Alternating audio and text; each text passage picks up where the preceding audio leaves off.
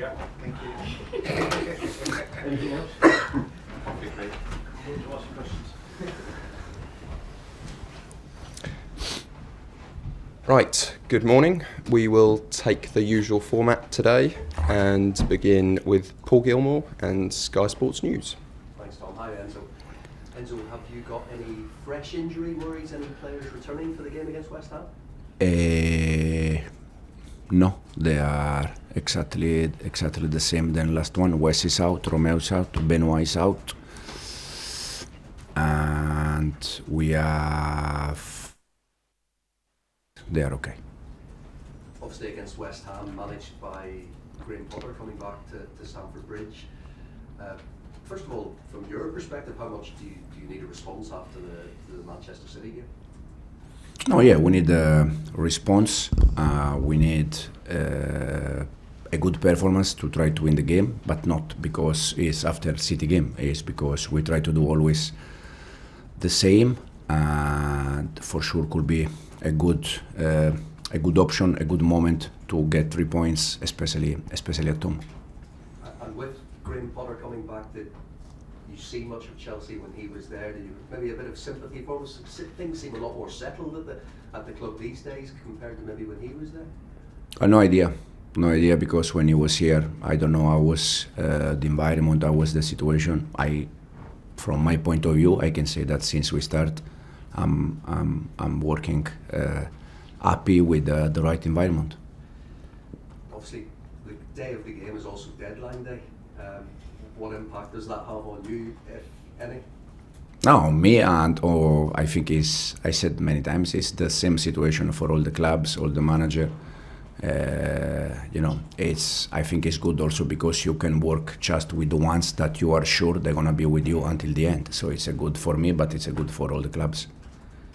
Do you expect a player, at least one player, to come in before the deadline ends? You can expect players arrive and you can expect player leaving. So it's like this in this moment. I don't have any idea about the ones that they can leave or the ones that they can arrive. Anything can happen. We see it. For me, the main focus is just 48 hours the game, and is the main focus and the most important thing. What impact does the fact it's on deadline day have on your selection? Because if you think of Joao Felix, Axel Disasi, talk of maybe them leaving, maybe Christopher Nkunku as well. Is that a factor in your team selection for Monday? No, yeah, we have in this moment we have many noises around the players, but it's not just for us. It's probably if you ask Graham, that is exactly the same. I don't know if they have some noises about players, but overall I think it's exactly the same situation for all the clubs, all the manager. The good thing, as you said, is that Monday is the last day. Soraya. Hello, good morning. Morning. You said after the City match that when you press high you have to be brave, and that sometimes left your defenders 1v1 with Haaland, but you felt they dealt with it well. What was the philosophy going into that game, playing a sort of a high line and a mid-block? Because we've seen City previously been beaten with counter-attacks much easier. What was your thinking behind that?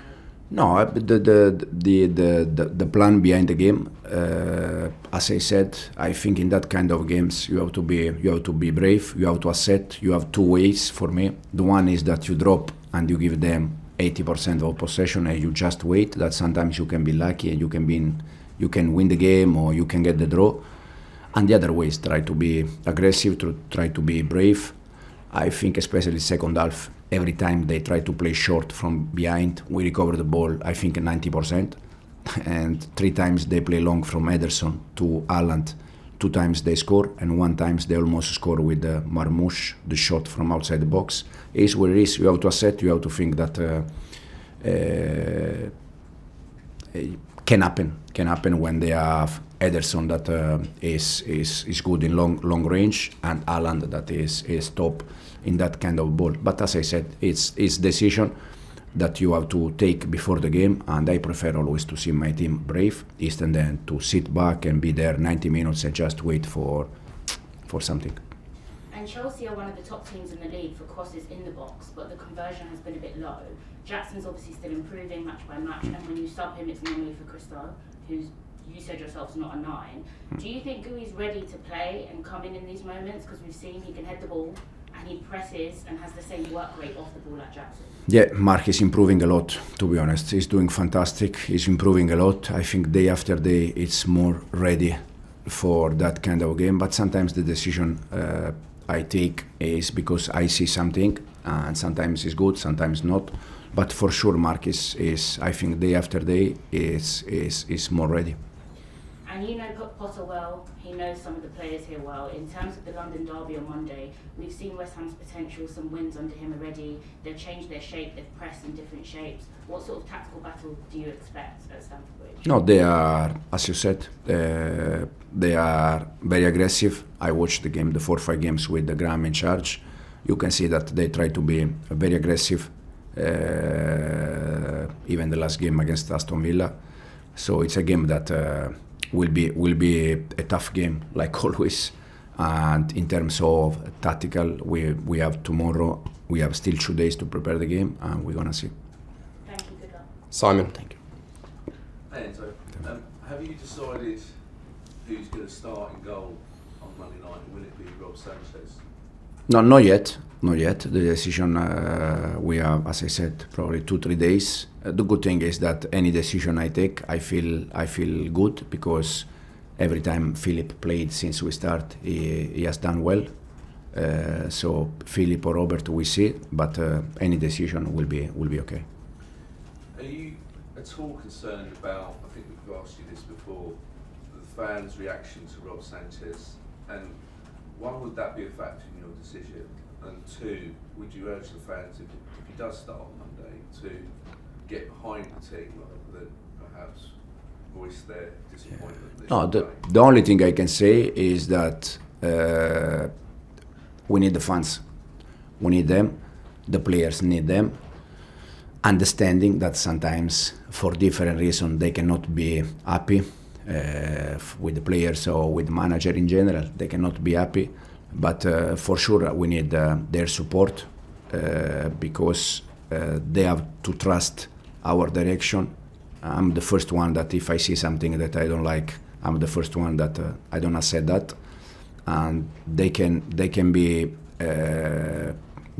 happy in terms of the way they try to work every day, the way they try to embrace all the situation we had this season.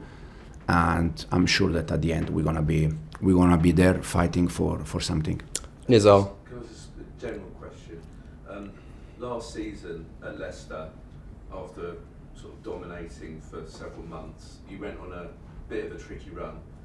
What did you learn from that period, and is that helping you now in terms of coping with this difficult run at Chelsea? Yeah, happened exactly the same.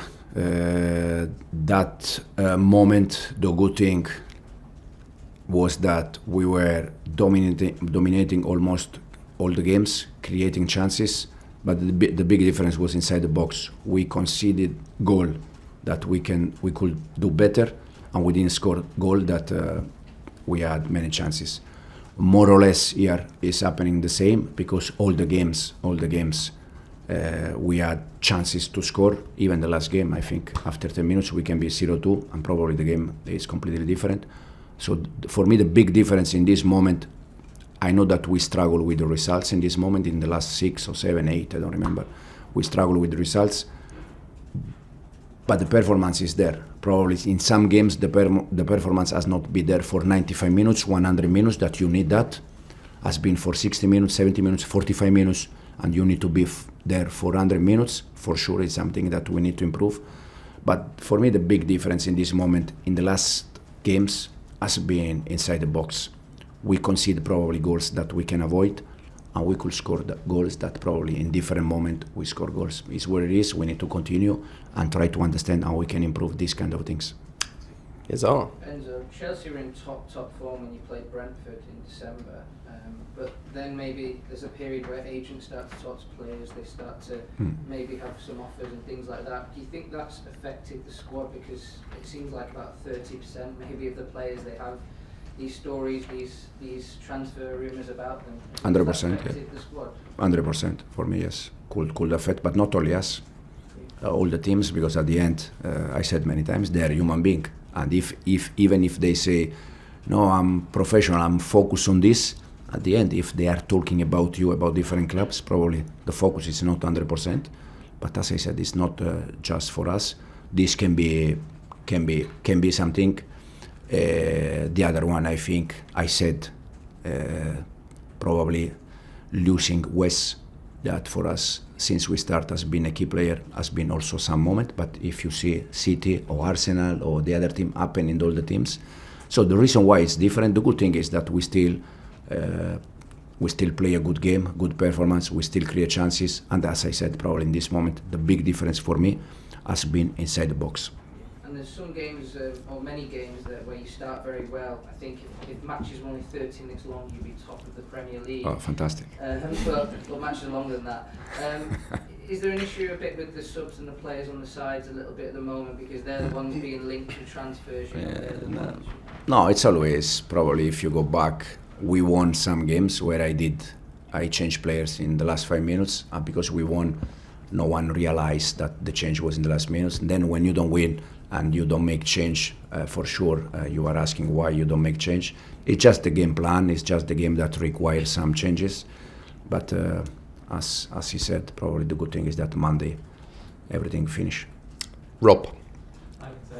Is there a benefit sometimes to taking a player that's struggling out of the first team for a bit, like Robert Sanchez? And you've always been very forthright. He's your number one. You've always defended him publicly. But sometimes is it what a player needs when they're struggling, just to take the spotlight off them, just to sit out for a bit? Yeah, sometimes can happen. Yeah, it's not only a Robert case. I think it's happened already this season. I think with Alisson, no, that he was okay, but he was on the bench for some games, or I don't know. The other day I was reading about Donnarumma, that this season with PSG he was playing always, but for some games Luis Enrique left him out, and now he's playing every game. He's doing well. So sometimes, yes, for sure, you can be a solution, but that means that this is Robert's case. And is there a fear that, with Philip Yorkson looks at, there's clearly a bit of a problem in that position at the moment? The longer that he doesn't get the nod, the longer that he goes sitting on the bench, kind of watching this unfold, that could become a problem for his confidence, his development? I don't think so, because the first time I spoke with Philip in June or July, I don't remember, I have been clear that the number one choice was Robert. So you cannot come here and expect, for sure, if the number one is Robert, and then because we have two good keepers, we can make some different decision, for sure can happen. So that means that Robert can mistake every game, and it's always going to play. No, but the number one choice was Robert. Then we see during the season, and we see it Sunday. And we'll finish this section with Marty. So, just for clarification, I read in the criticism of Robert that Kepa could be recalled. One, is it possible to recall him because of the terms of the loan? And two, have you thought about doing that? No, absolutely. No, absolutely not. Okay, cameras off, please. And we will do